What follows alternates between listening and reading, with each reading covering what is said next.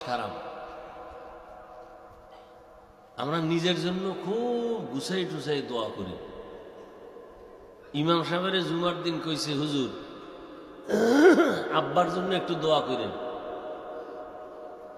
মনে মনে নিয়াত টাইট মতো দোয়াটা করলে 1000 টাকা দিয়ে দেবো মনে হুজুরের হাত দিয়ে। হুজুরের দোয়ার মধ্যে আরো 4-5 জনের বাবার নাম কয়ে গেছে। মোনাজাতের মধ্যে আর মাথা গরম হয়ে গেছে। দোয়া চাইলাম আমার বাবার, এটা ভাগ হইয়া গেল এখন 6। আমি তো এই আংশিক দোয়া চাই নাই, মোনাজাতের ভিতরে মাথা গরম, হাদিয়ার গুল্লি মারি। শেষ পর্যন্ত 100 টাকা হাতে লইয়া ইমাম সাহেবের দিয়া কয়, এরমই কইরেন যান। এরম মূর্খ আছে না? আর একজনে দোয়া চাইছে,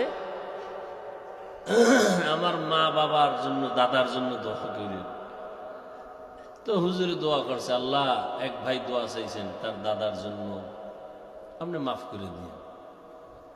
মোনাজাতের ভিতরে আর মাথা গরম হয়েছে, নাম কইল না কেন? আল্লাহ তো ঠিক পাইবে না কোন দাদা? এই নামে তো কত মানুষ আছে বাংলাদেশে।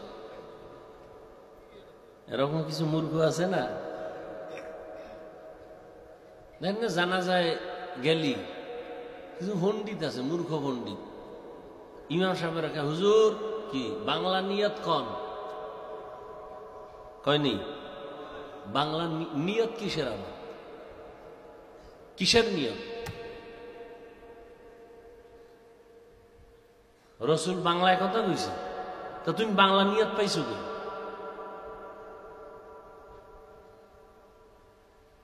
আরবিরও কোন নিয়ত নেই, বাংলারও কোন নিয়ত নেই। নিয়তের সম্পর্ক ঠোঁটে নয়, কলবে। তা তুমি ঠোঁটে কি পড়ো? রসুল বলে কলবে, তুমি কেন চালাকি করো? রসুলেরটা ভাল লাগে না? ইমাম সাহেবের এটা মুখস্থ করতে হইব, জানা যায় না কইতে তো আমারে খারাপ জানবে। এইটার বাংলাটারে মুখস্থ করছে, এটা কইতে হইব, জিগায় সবার সামনে। কি বাহাদুর! বাংলা নিয়ত কম। ইমাম সাহেবের উচিত ছিল তুমি আরবিটা আগে কও, এরপরে আমি বাংলা করে দিই। কিসের বাংলা নিয়ত? আরবিতেও কোনো নিয়ত নাই। নিয়তের সম্পর্ক কোথায়? ঘুম থেকে উঠছেন, মসজিদে যাবেন জহুর পড়তে, কি নামাজ? কলবে আছে, আলাদার কোনো নিয়ত নেই। রসুল কয় লাগবে না, তুমি পণ্ডিতি করো কেন?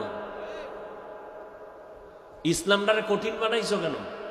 সহজ জিনিসটারে কঠিন করছো কেন?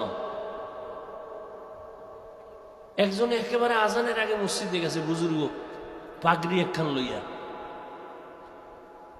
একামত যখন শুরু হয়েছে খাড়ায় না, হাইয়া আল্লাহ সালার সময় খাড়াই বয়ে রয়েছে। আসেনি? হে হাইয়া আল্লাহ সালার সময় খাড়াইছে, খাড়াইয়া এই পাগড়িটারে ঘুরাইতেছে, বান্ধে। পরে আঙ্গুল দিয়ে দেখে যে সোজা নেই, খুলছে, আবার খুলছে, আবার পেঁচায়। এরকম খোলে পেঁচায়, খোলে পেঁচায়, এদিক দিয়ে তাকবীর উলা শেষ। অথচ তাকবীর উলা কত মূল্যবান। আর একজনের ফাগরি ফুগরি নেই, হে নিয়ত শুরু করছে, নয়তুয়া মুসল্লিয়া কইয়া টুইয়া শেষে যাই দেয় ভুল হয়ে গেছে, আবার শুরু। এরকম কয়েকবার ঘুরতে ঘুরতে ইমাম সাহেবের আলহামদুলিল্লাহ সূরা শেষ, এখনো না হয়তুয়ান ঠেলতে আছে। আমি কি বানায় কইতেছি? সব মূর্খতা, ধর্মের কোনো জ্ঞান নাই।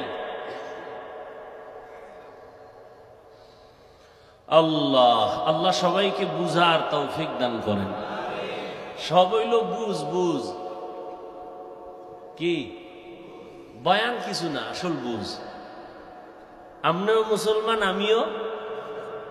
আপনাদের আল্লাহ আমার আল্লাহ, আপনাদের নবী আমার নবী, আপনাদের কোরআন আমার কোরআন, আপনাদের কাবা আমার কাবা, আপনাদের ধর্ম আমার ধর্ম, আপনাদের কালেমা আমার কালেমা। তা আপনারে বয়ান করব কেন? বয়ান তো হিন্দুদের করব, ওরা আল্লাহ চিনে না, নবী চিনে না, কোরআন বুঝে না। খ্রিস্টানদের করব, এহুদিকে করব, বৌদ্ধদের করব, আপনাকেও কেন? আপনি তো আল্লাহ চিনেন, নবী চিনেন, কোরআন বুঝেন, হাদিস বুঝেন, আমগো থেকে বেশি বুঝেন, নাইলে আমগো ভুল ধরেন কেমনে? আপনারা বয়ান করুন কেন? অথচ আপনারে করবো কেন না? আপনার পিছে ঘুরতে ঘুরতে ঘুরতে ঘুরতে খানা নাই, ঘুম নাই, টাকা নাই, চিন্তা নাই, রাত নাই, দিন নাই, বৃষ্টি নাই, রৌদ্র নাই, গাধার মতো ঘুরতেছি, গাধার মতো। নিজের বাড়ি ঘর, ছেলে মেয়ে, পরিবারের কোনো সময় দেওয়ার সুযোগ নাই এই উম্মতের পিছনে। আমি একা, হাজার হাজার আলেম, তাবলিগলারা, পীর মাশায়েখরা, জুমার খতিব ইমামরা, আমরা বক্তারা পাগলের মতো ঘুরতেছি, রাত নাই দিন নাই, ঘুরেই মুসলমান। তালি দিতে দিতে দিতে দিতে এরপর সেই মুসলমান এখনো নামাজ নেই, রোজা নাই, পর্দা নাই, হালাল নাই। কারণ কি? কারণ শুধু বুঝের সমস্যা। আমার বুঝ কি? টুপি দিলেই শান্তি। আপনার বুঝ টুপি দিলেই মাথা গরম বুঝ। আমার বুঝ আমি দাড়ি রাখলেই আল্লাহ খুশি, আমার সম্মান।